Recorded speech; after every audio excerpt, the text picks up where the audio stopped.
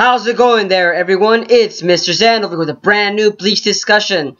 Or I should say, we're nearing the last end of the Bleach discussions, as we're getting very close to the freaking final chapters. But yes, folks, in this chapter 681, dare I say it, folks, dare I motherfucking say it. Dare I motherfucking say it. I knew it. I fucking knew it. The fullbringers are gonna be in this fight. I knew it. I fucking knew it.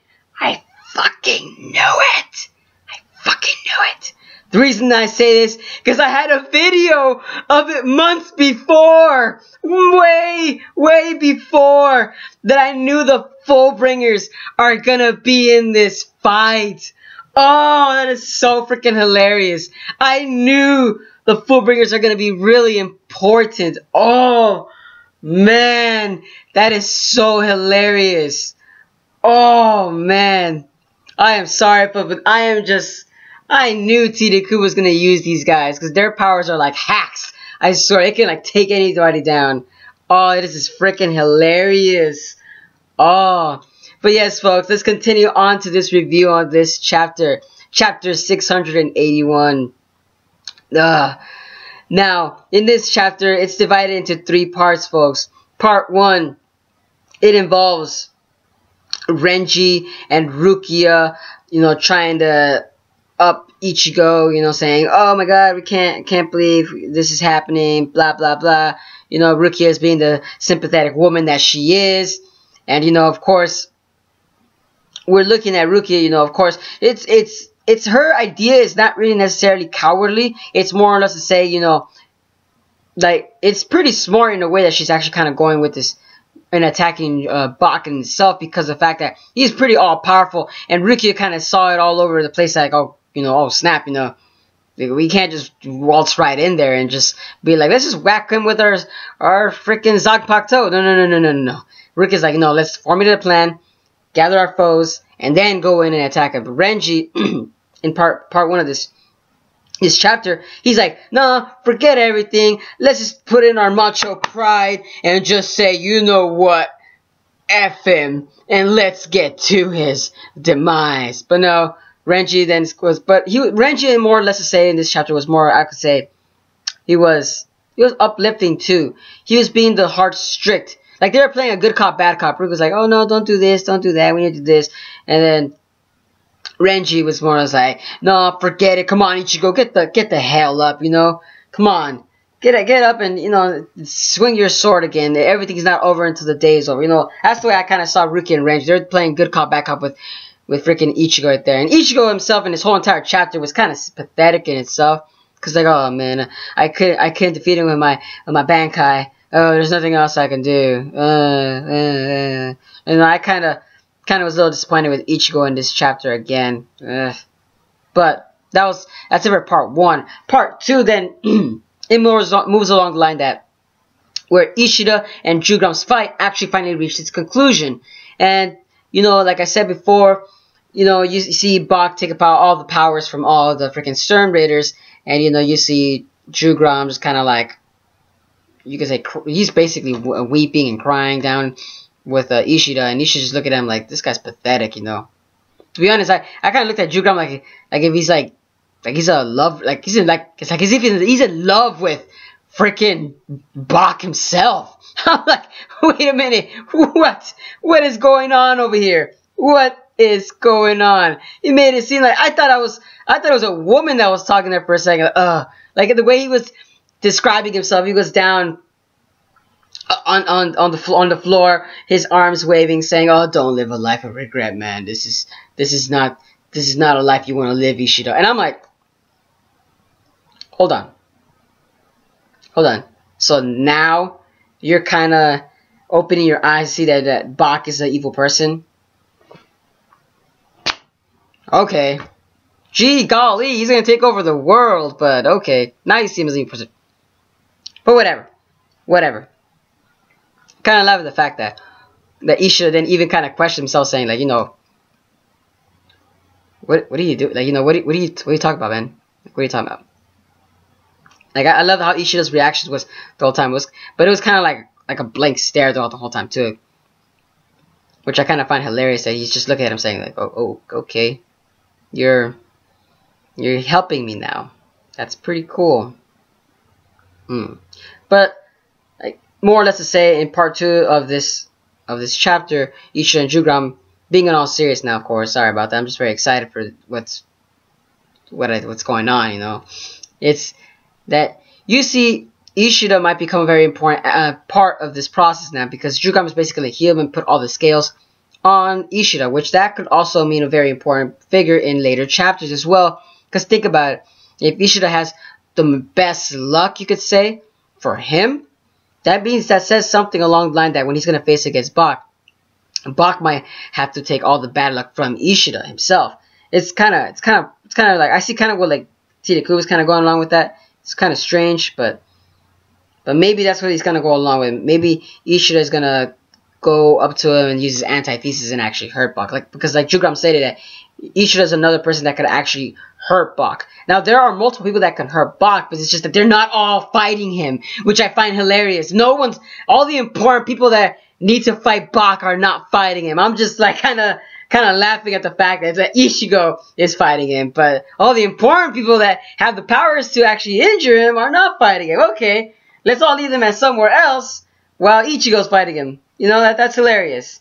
But that was it for part 2 of the chapter. Then part 3 of the chapter goes along the line with the fullbringers. Tsukishima and frickin' Ginjo arrive at the scene and help Ichigo revive his Tensa Sangetsu, because, you know, Juaba kind of broke his Sangetsu, because Orihime couldn't really heal it, and blah, blah, blah, blah. You know, of course, they're kind of having a little sympathy, and Ichigo's kind of being a sympathetic fool. But we're kind of looking on the line that, you know, when Tsukishima came in, he kind of stabbed him with his sword, used his powers, healed his Tensa Sangetsu, and I'm assuming also Ichigo himself. And now that was pretty interesting in itself, because Tsukishima also seems like an important figure, folks. Yes, he could actually help and hurt Bach himself, because it has to do with time. It has to do with the past. Yes, Tsukishima can invade Bach himself and do a mind blow. A mind blow. Yes, folks. But that's if Bach kind of lets him to at the same time. You gotta remember that. Tsukishima's only human from what I remember. I don't even think he's a soul, but he's a human. But that's kind of hilarious in itself. And, all the fullbringers. I can't believe it. The freaking fullbringers, man. That's just hilarious in itself, man. I can't believe I did a video about that earlier, and I knew that the fullbringers are going to be important, but so far we have the other fullbringers are, I could say, on standby, as we kind of clearly see. The only one that we have yet to see is Giriko, and yes, folks, now I'm kind of noticing Giriko is also going to be a very important figure. Remember, his fullbringer power times tells no lies is also a very, very powerful thing. So maybe Giriko is going to be the new hero as well. Giriko, Ishida, Tsukishima. Oh my god, so many new possibilities. Oh my god, Tirakubo, oh my god, Tirakubo. Such a shame. Such a shame. You're rushing this, but yet I could see where you're going along with it. If your manga chapters were actually very planned out accordingly, it would have been pretty interesting to see how you were going to do it. But it's because everything's being splattered and thrown apart and saying, you know, these guys are just going to come in out of randomly nowhere, and just let Ichigo get all hurt and everything and just get damaged. And, you know, I just can't believe the fact that the fullbringers came at the last minute. You can say when you drop Bach into some kind of parallel universe or where all universes connected as one. That's kind of hilarious. Now, Jua Bach, if he is in the time space itself, and Giriko himself, his time tells no lies, what he can do. Yes, folks, this is my theory. This is my own personal theory, folks. I'm gonna laugh if this really does come out. What he can do is he could actually trap Jua Bach in that place that wherever he is in the, you could say limbo. He could trap him in limbo, and if he tries to escape out of limbo, the the flames of time will destroy him if he tries to escape. Boom, boom. That's it. Bleach is done. Ichigo, you're not the main character no more. Get out of here. Throw this freaking computer out, and that's it. You know, sorry, Ichigo. And with Ishida, if Juabak comes out, holy snap. If Ishida comes out and he's gonna use antithesis, it still will do a one-hit KO. That is, if Juabak hasn't seen that technique up ahead, then yeah, Ishida can also win.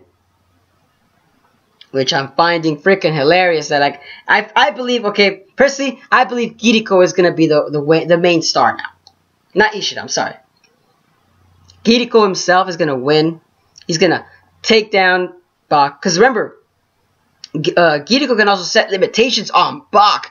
He could also put a limitation saying, you know what, Bach, you can't move through time itself, and if you do move through time, then maybe bam, flames of time will come in, and maybe it's just Kiriko's power itself makes more sense now that he could actually kill Bach himself by trapping him in time or using time against him.